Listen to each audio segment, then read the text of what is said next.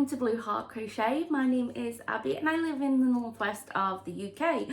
On this channel I do videos talking about all the things I've been crafting recently, and these videos that I do, the craft catch-ups, is where I talk about what I've been knitting and crocheting over the past 2 weeks. So I feel like I've been pretty busy with my crafting over the past 2 weeks. I do feel like I've got a lot of progress.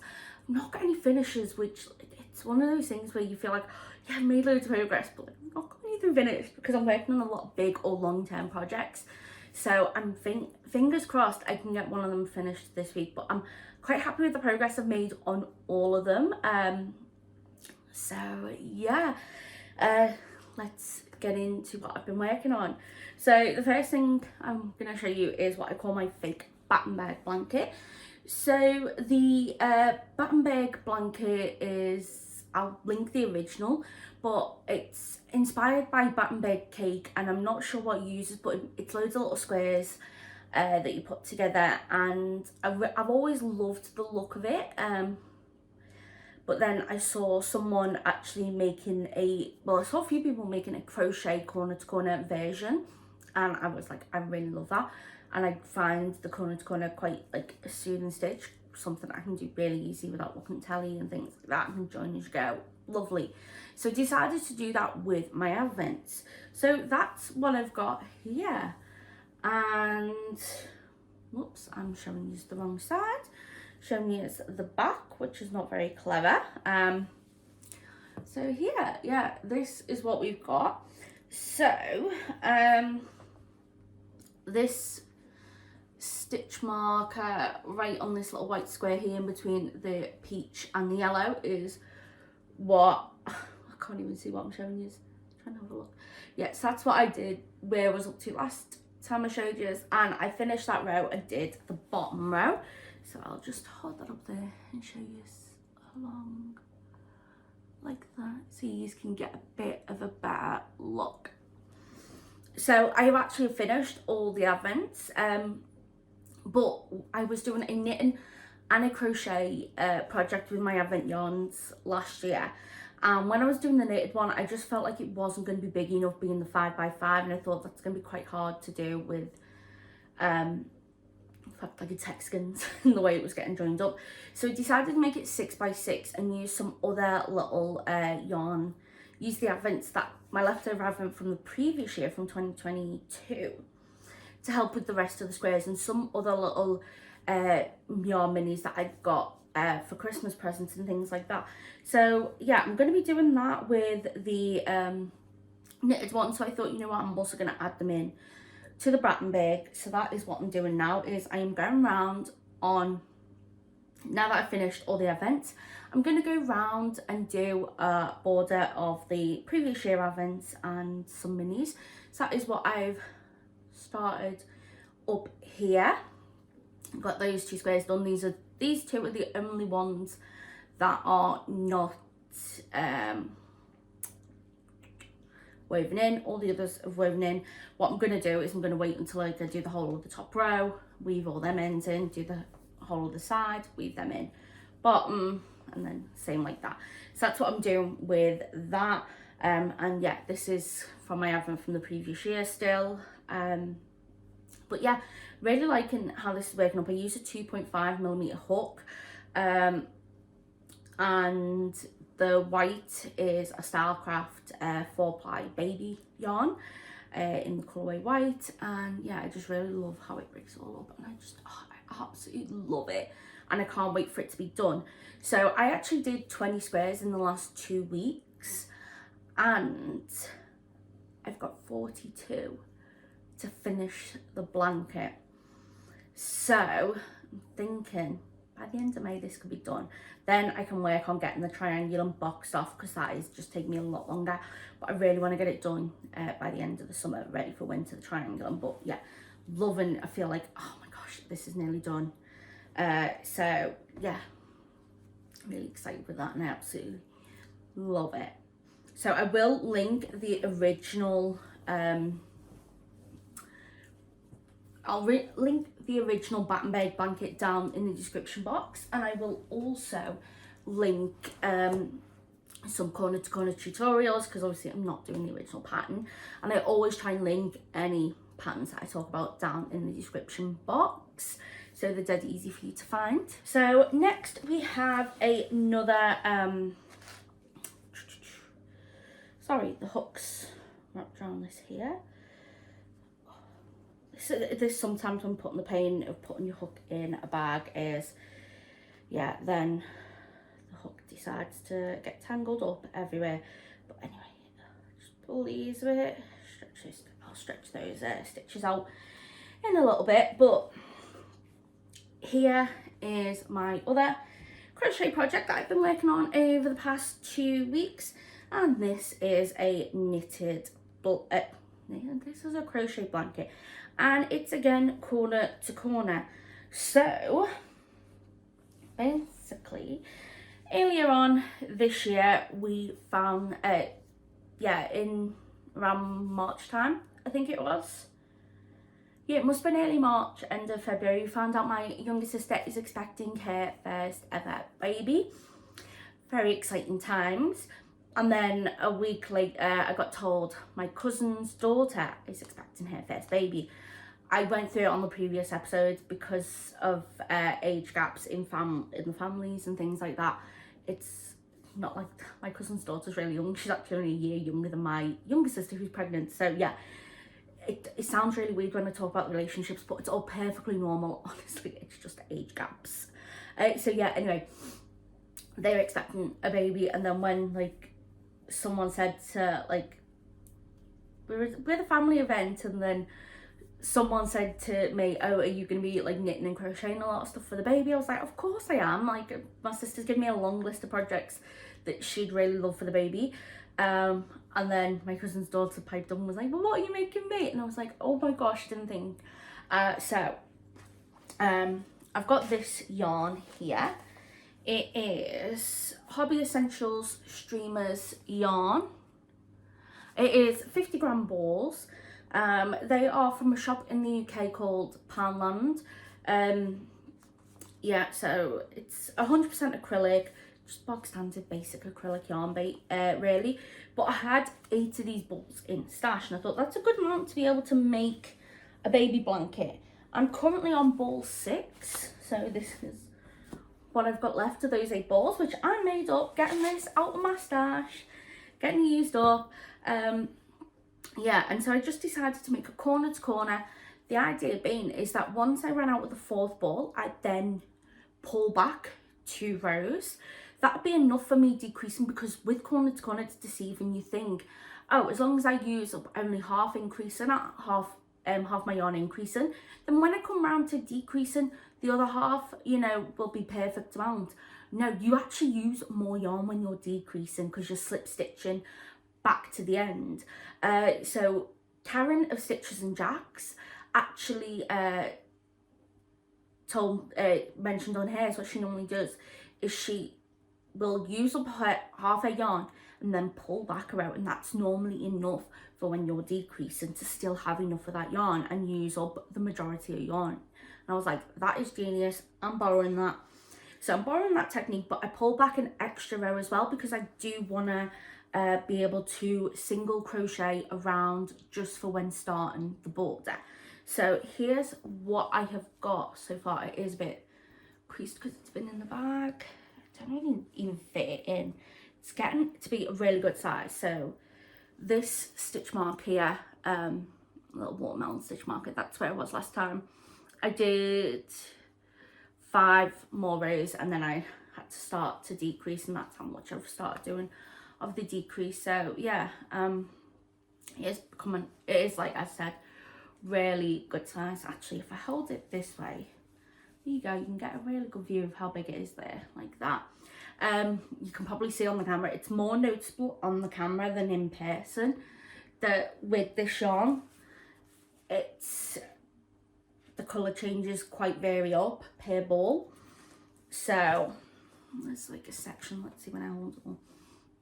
There's a section here where you can see where it's a lot lighter than the previous area. It must have had a lot more white in it, but then it does sort of go back again when you're in person you can't really see it, which I'm glad, because you know that is the nature of how busy the yarn is, and I'm thankful for that, because it does hide that, like, you know, issue with the dye lot. But yeah, really like it, love how it's turning out, and I'm actually hoping to get this completely boxed off and finished by the end of this next 2 weeks.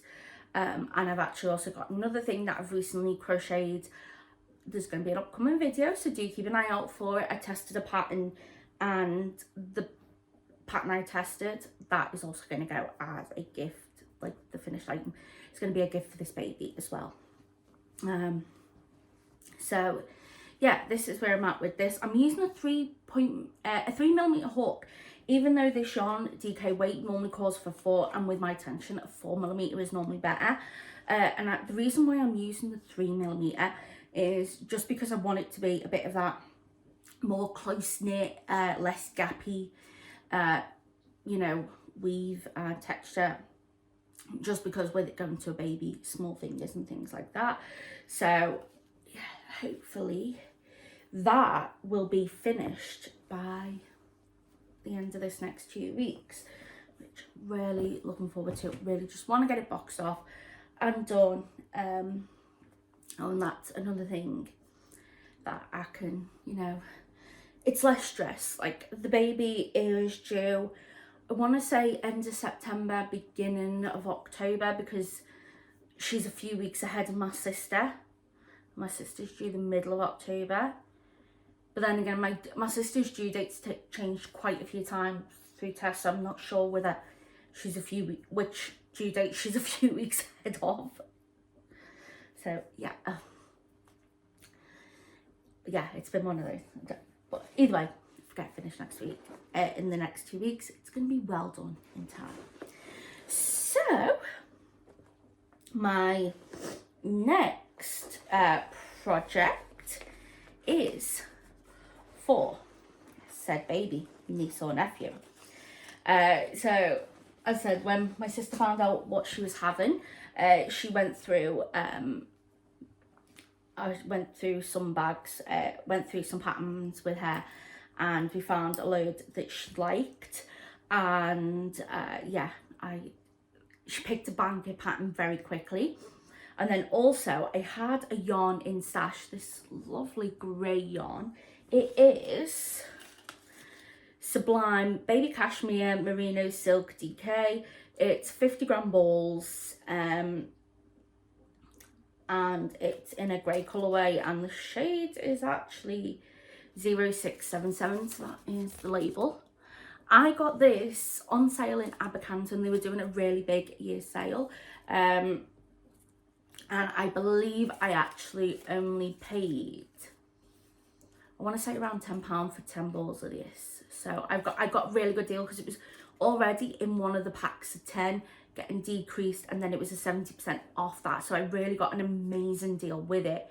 I'll have to see if I've got a video on the channel from that, and hopefully for next video see how much I actually paid for it, because honestly it was an incredible deal. So and I got it because I thought that's enough for like a garment's worth, and it's a neutral colour, it's grey. So yeah, that's why I decided to pick it up. And then my sister really liked the feel of it and the colour, so she was like, oh, could the baby blanket be in that? And of course I had enough, because I had the 10 balls, which was fabulous. So yeah, I started working on the baby blanket for her. It is from Cowl Baby Book 5, and it's the little vintage baby blanket in it. Now I went on Ravelry to try and, you know, because one of my goals is to try and keep my Ravelry up to date with all the projects that I'm working on, and I am doing a fab job at that. I'm really keeping up to date with everything on there.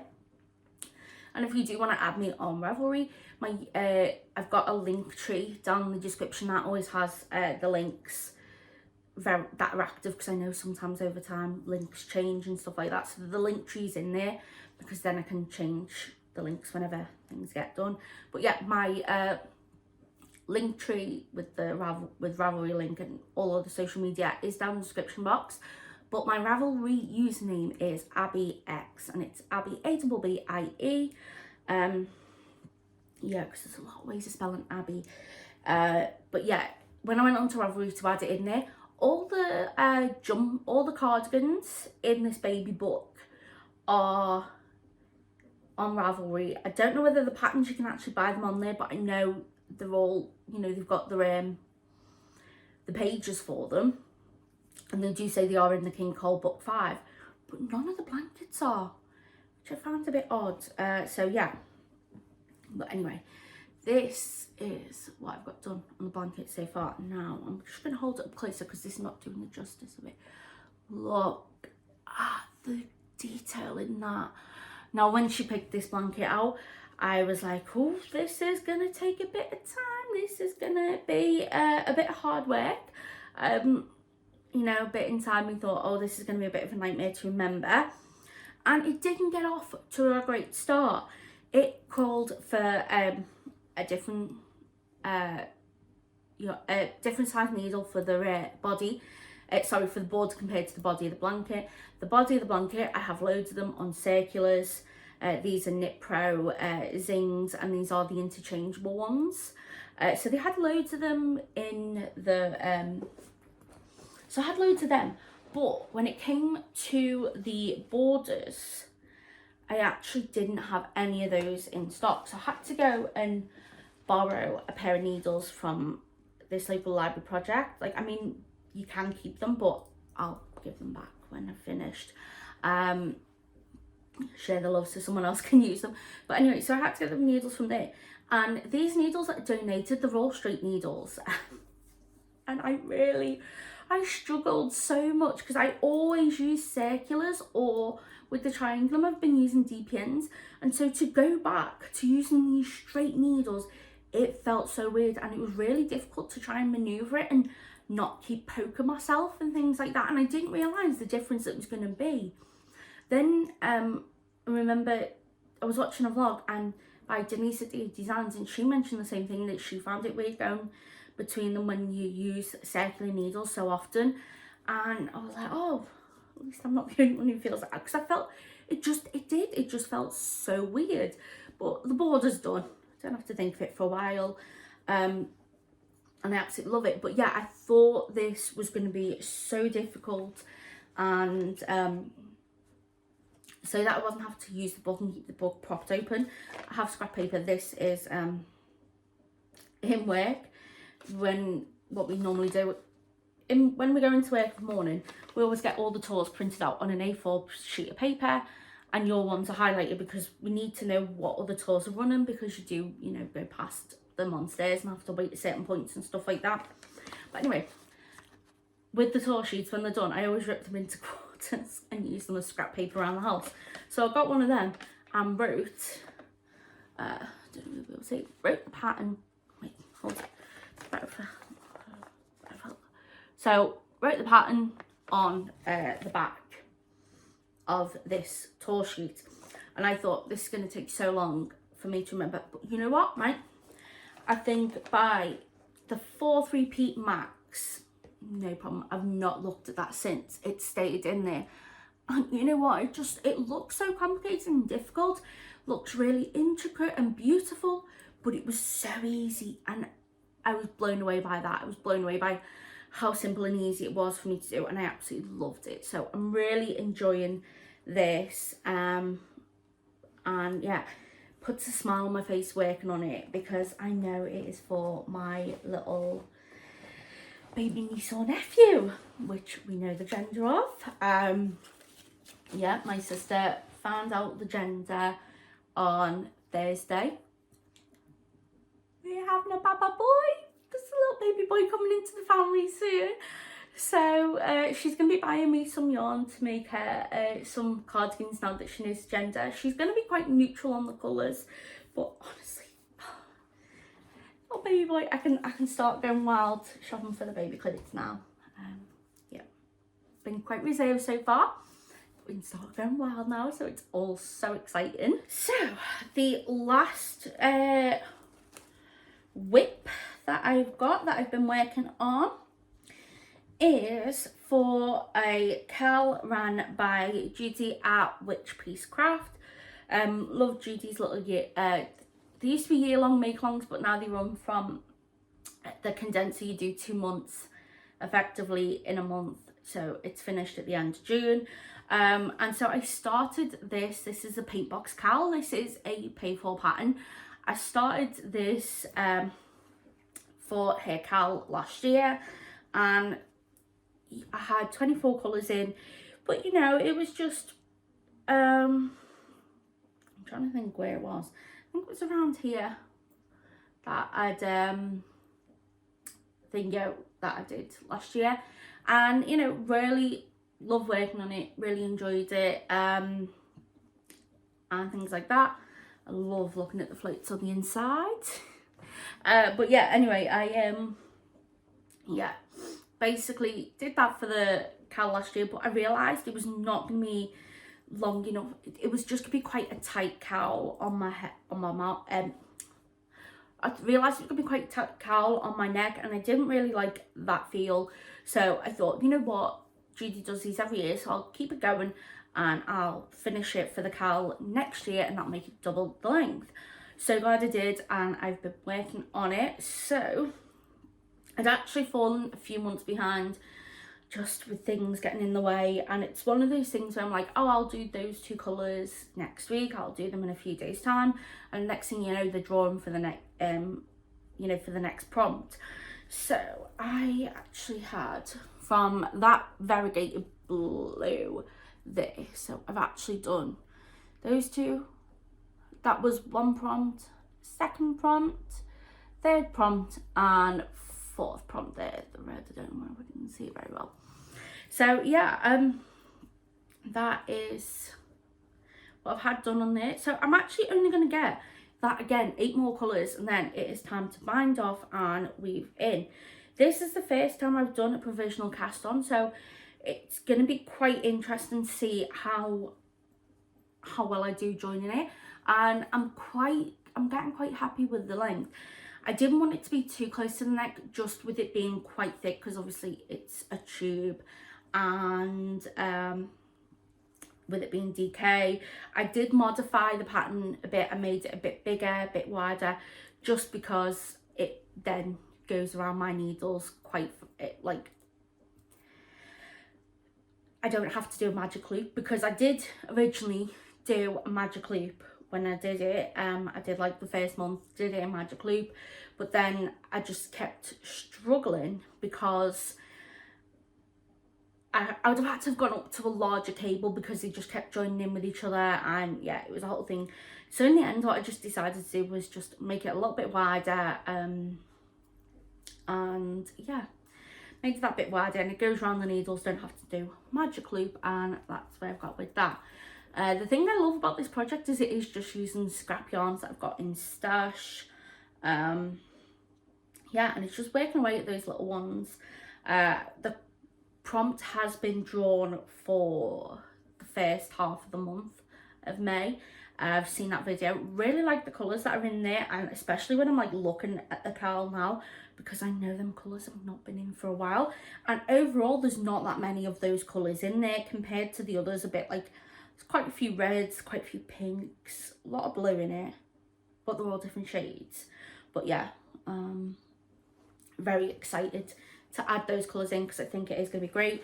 The colour that I'm using in the middle, the skin's getting a bit wonky here.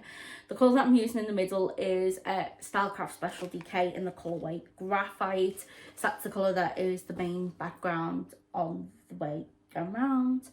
And I think I've used 1 whole ball and them onto a 2nd ball. That is, I believe, the 2nd ball there. So hopefully that should be practically done then, that ball of yarn, and that's more out of my stash. But that is all I've been working on over the past 2 weeks. It is now time to pick out the next prompts for my socks. So I am taking part in Amanda of Little Light Hack Yarns, Your Socks In, You Know It, Cowl. So basically, we pick out, we've all put yarns aside. You've got to be able to complete the socks within 2 months. So I'm doing a sock every 2 months. Just it gives, because I will not finish a pair of socks in 1 month unless they're like shorties. I'm normally just going into that second month. So I've decided to just do the one every other month. And it also frees me up to be able to work on other little knitting projects in the meantime and things like that. Basically what we've all done is we've put away yarns. A lot of people have wrapped their yarns. I've actually just wrote the names of yarns and of 6 patterns in my stash that I've wanted to give a go. Some are paid, some are free. Yeah, that I've just had in stash for a while, and I'm like, yeah, I want to get those patterns done. And basically I'm picking a yarn and a pattern and working on them each month. So the yarn is the Regia Cotton Colour Kiwi. So that's what I'm doing. So that is the Regia Cotton sock yarn that's inspired by fruit. So that's the Kiwi one. I am going to make this as a shorty sock, just because I really want the cotton socks for during the summer with work particularly, or when I'm wearing like, you know, some of my trainers maybe in the summer, just have those like little ankle socks to make it a bit nicer. And the pattern is the August Honey socks, so I will link that pattern down in the description box, but they're the socks that I am going to be working on for the next prompt. So I'm getting excited about that. Excited to get a pair of socks on the needles again. I am going to try these again with the magic loop, because I do feel like I am getting better with that gap. So yeah, I'm going to give that a go. But I am going to go on to a bit of a life update now. So if that's not your thing, then you know, feel free to click off. Hope you have a lovely crafty few weeks. Keep an eye out on the channel, because I do have that pattern that I've tested, the video about that coming out, and you will want to check that out. But yeah, if you are if you care about life updates, I've had a lot of really lovely messages, lots of lovely comments on the video, and a lot of private messages as well on social media of people, you know, wishing me luck with all the health stuff I've had going on, and, you know, saying they're sorry that, you know, the doctors weren't taking it serious for a while and things like that. So yeah, as I said, at first the doctors were not taking it serious. When I went in for that appointment in April, the doctor did seem a lot more concerned this time by how bad the symptoms were.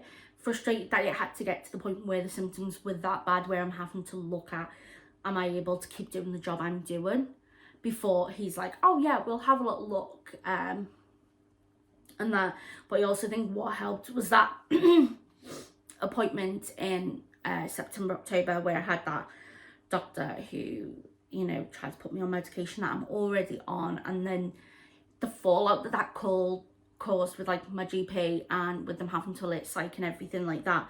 I think that sort of panicked them a bit, to where they're like, right, okay, we need to really be a bit careful, because obviously, like, I'm not going to put in a complaint at the moment or anything like that. I'm not like going to be doing that. But my GP could have easily have, you know, put in the complaints. My psych team could have put a complaint in, because it's causing them more work and things like that. So I think they're just being a bit more vigilant. But anyway, whatever's causing them to be a bit more vigilant, I'm not too bothered. It's just, thankfully they are. So the doctor wanted to put me on a medication and wanted to do 2 tests before my appointment in July that I've got with them. And thankfully the appointment is in July, because as I said, previous to that, other than that emergency appointment in September, this is the second time I've seen a doctor, and my previous appointment was July last year. So it's not too bad this time. And plus, that time in between did give them a chance to be able to book me in to get these tests done, and things like that. I've had both tests done. One of them was, they were both really incredibly cool. It was like Doctor Who level like science stuff, honestly. So the first test, it was to see if my body's absorbing a certain thing that your body produces or something like that. Or yeah, so basically they give you an artificial version of what they want your body to absorb, or to test what your body can absorb of this thing. They give you an artificial one, but it has a radioactive tracer on it. So I was radioactive for a week. Yeah, so they did that. I had to take the tablet, and it was really weird because I'm like going into the depths of this hospital where there's like doors like with these big radioactive signs saying do not enter without permission. And you know, went in there, and the tablet comes over and it's in like a big lead like cylinder, obviously because it's got the radioactive tracer on it. So I took the medication, and had to go walk around for 2 hours and then go back and get a scan to see how radioactive I was, see what's getting absorbed. Then I had to go back in a week, see what, again, how much was still lingering and stuff like that. Yeah, and you know what, it was actually quite nice. It was a lovely warm day, so it meant that, you know, the hospital's near the city centre, so I could walk down into the city centre and get a few little bits and bobs done. I managed to get my boyfriend's birthday present done, which was, yeah, it meant that I didn't have to go. I was going to have to really go out the way to try and get that sorted otherwise. So I was really relieved to be able to just get that done there and then. Yeah, get the scan done and things like that. I had a little sit in the park and in St John's Gardens, and crocheted for a little bit. So it was really nice, and the opportunity that gave me a bit of time to just sit and just get my head into focusing into gear, because, you know, things had just been wild recently. So I had that test done, and then I had a second test done. I had this one done on Monday just gone. So the last Monday, last Monday, I think in April. So anyway, this one was, it was an endoscopy, but it wasn't where they put the camera down you. I'm so glad that they've said they don't want to do the camera down my throat, because I do have a condition where it means like I have like terrible gag reflex and things like that, and I've got the same condition as my mum, and my mum, they had to abandon her one because they just couldn't do it. She was too bad. So I'm relieved they said they didn't want to put the camera down, but I was like, well, how are you getting a camera down there then? So what they do is you go in and they've got a pill. Half the pill is white, the other half is clear and flashing, and it's got a camera in it. So I had to take this pill and it go down, and like I was connected up to this big belt, which the signal would then go to the belt, and there was a thing attached that I had around my shoulder here, like a little bag with a pouch, and the pouch had this like monitory thing in. I couldn't use the monitor, unfortunately. I'd have loved to have seen it, but anyway, yeah, so this like pouch thing had a machine in that's collecting all the data from the belt, and that's getting cameras, and it's like 6 frames a second. And the nurse, when I took the pill, they have to wait 5 minutes to make sure it's gone fully down, and they look on this little monitor, and she showed me, and I could see the pill, like it was taking photos inside my stomach, and it was really weird but also really sci-fi and cool. So I had that Monday. That's all gone okay. Yeah, so that's the second test I've had done, and that'll just have a little look at like, you know, the intestines and things like that, make sure they're all a-okay, see if there's anything going on. So that's what the tests have all been going for, and hopefully they'll give a bit of a better answer.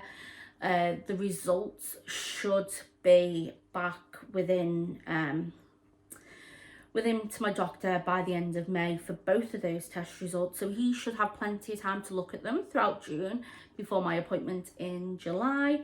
So that's why, you know, they do have to leave it a few months before they have the appointment, because it gives time for all these results to come back. Otherwise I was going to be going there in July, and he was going to be like, yeah, okay, well, we've not had test results, so we can't really do anything at the moment. He has put me on some medication.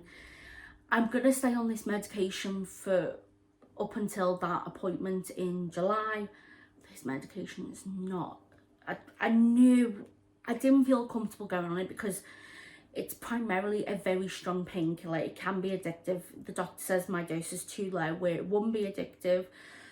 But you know, I don't want to be reliant on this heavy of a painkiller, because then it means that I'm going to get immune to it as a painkiller. So if something happens where I have to go on painkillers, like, you know, say I break my ankle, you know, my wisdom tooth pain, period pains, you know, I'm going to have to keep going higher on the pain medication, and I don't want to be doing that at my age, you know, especially when I'm on it not for a pain reason. I'm on it for a different reason. And I know, so I was uncomfortable with it for that, but also it's not actually treating the issue. It's sort of stopping one of the main symptoms, but then because it's stopping that symptom and it's not actually stopping the cause of that symptom, it's then deflecting it onto other symptoms. So I'm having to choose which symptom I prefer. So yeah, I'm going to stay on it for up until that appointment in July. And then, you know, I can say to the doctors, I've given it a good go. This is what it's like. Yeah, but that's where we're at effectively with it all. But yeah, at least things are moving. We've had tests done and things like that. And yeah, it's just a case of see where we go from here. But I want to thank you all so much for all the lovely messages, all the lovely comments and things like that. It has really meant a lot, and I know a lot of you understand it. I know a lot of people in this crafting community here, a lot of us have had other issues, like a lot of you may not have this health issue going on, but a lot of us have had some sort of complex health need where we've, you know, had to do all this thing with the tests, and you know, you try different treatments and it's not working, and you know how frustrating it is, and feel like you're constantly, like, every appointment you go, okay, this is one step forward and then it's 2 steps back. So I know a lot of you get, and it's felt so lovely being part of a community where you don't feel like you're alone going through this, and that's really meant a lot to me over the past few weeks, especially being, like, you know, seeing you all going through it. So thank you all so much. You all mean the world to me. Yeah, but let's see what the next 2 weeks bring. Hopefully gonna get a lot of crafting done. Work's gonna be a bit hectic because we've got a bank holiday Monday here, but at least the weather's turning lovely. But anyway, I all hope you're having a wonderful day. You're all staying safe, taking care, getting into a lot of crafting, and let me know what you are working on down in the description box below. I love hearing what you're all working on because it gives me a lot of inspiration on what I can then pick up next, as if I need an excuse to make that list even longer. But take care, stay safe, and I'll speak to you all soon. Bye.